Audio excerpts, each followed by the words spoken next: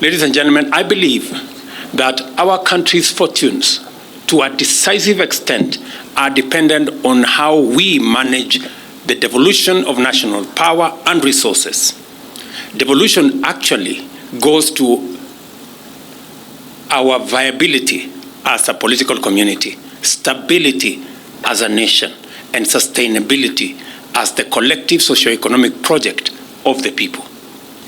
My support for devolution, therefore, anchored on the understanding that the flourishing of our grassroots is a precondition to national economic transformation, and that bottom-up sharing of duties and benefits, obligations and rights is the fundamental common denominator of both the devolved system of governance and our bottom-up economic transformation agenda.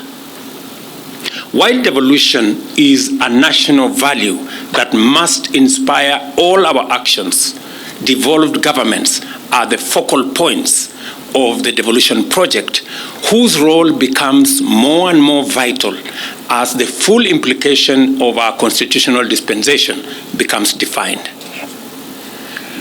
Whether and how we support, respect, uphold, and defend devolution matters.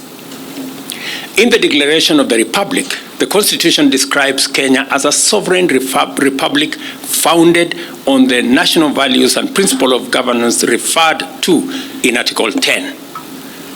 The first bundle of these values includes sharing and devolution of power.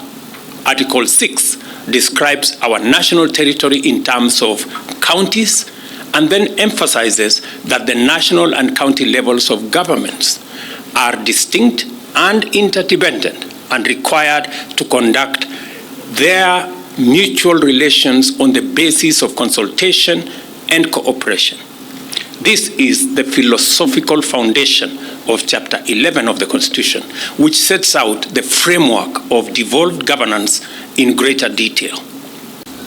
To provide inclusive, effective, and accessible healthcare to our people, we have implemented far-reaching reforms in the health sector.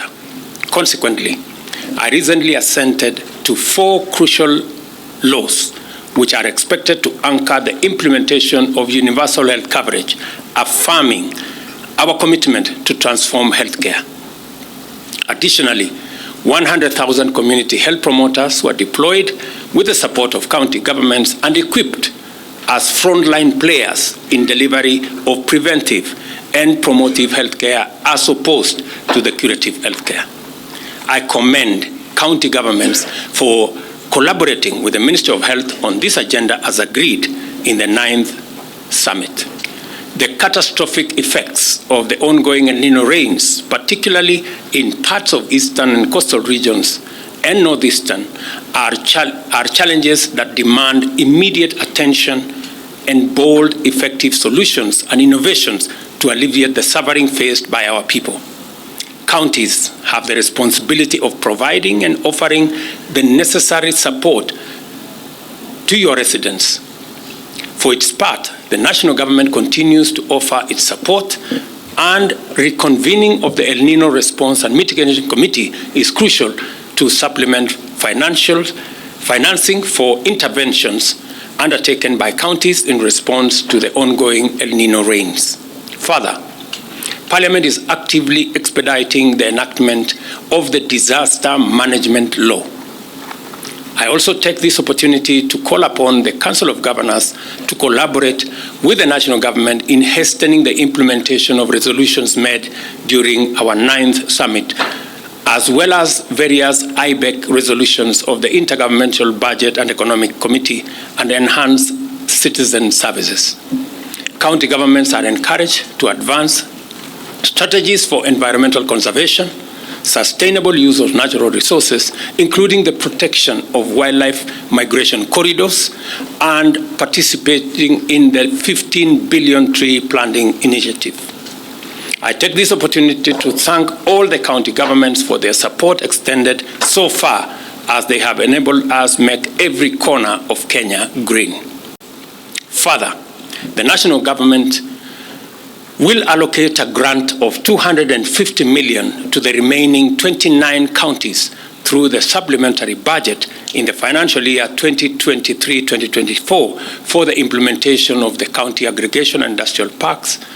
We also aim to fast-track the signing of financing agreements for negotiated programs like Kenya Urban Support Program 2, facilitating inclusion in the Additional Allocation Bill 2023.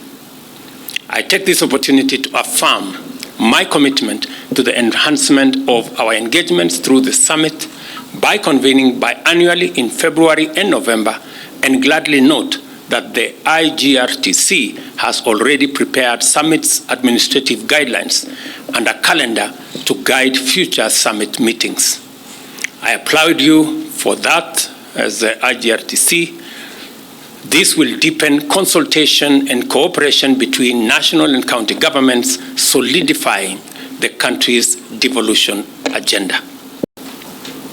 Intergovernmental consultations and cooperation not only serves as a mechanism for reconciling the tensions arising from the two distinct yet interdependent levels of government, but it is also a framework to give devolution the best chance to deliver to the people. I believe in the power of intergovernmental relations to anchor devolution and also facilitate national socio-economic transformation. As the apex forum of intergovernmental relations, the National and County Government Coordination Summit must be seen in this light. My faith in the power of this forum as a force of national good is therefore absolute.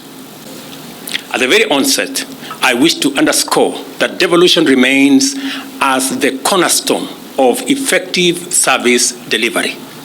I recognize devolution as the optimal mechanism for delivering important services and implementing essential projects and programs in line with our bottom-up economic transformation agenda.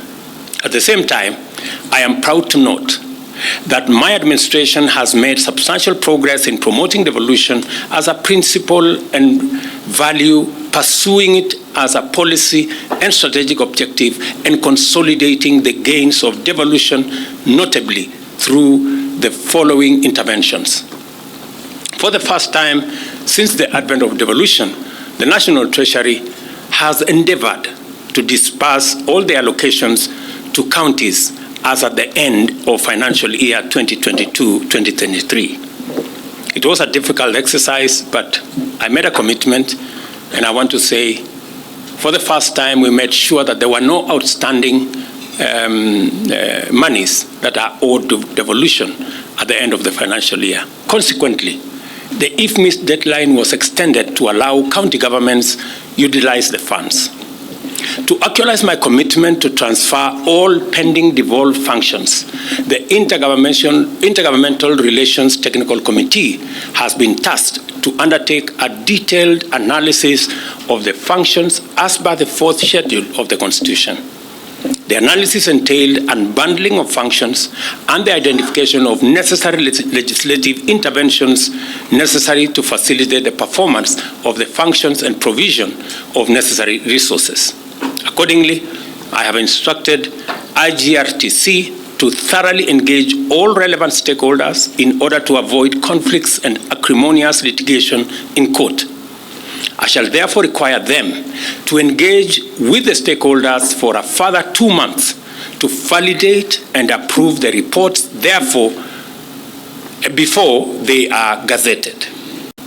We managed to agree with the Indian government for support for our county aggregation and industrial parks, and they are going to extend a facility of 10 billion shillings for value addition infrastructure in our county aggregation and industrial parks. Under the economic stimulus program, the national government has set aside 5.2 billion in the current financial year for the construction of markets. This joint intergovernmental program is expected to develop 400 markets across the country. Currently, 22 markets are under construction, 179 have been advertised, and 5 are currently undergoing design. Further, the fertilizer subsidy program, which has revitalized agriculture sector by enhancing production and food security is a shining testament to the synergy between the two levels of government. So far, 5 million farmers have been registered and have benefited to a great extent from the program, and I wish to express my profound appreciation to the county governments for ensuring the fertilizers were delivered to the last mile.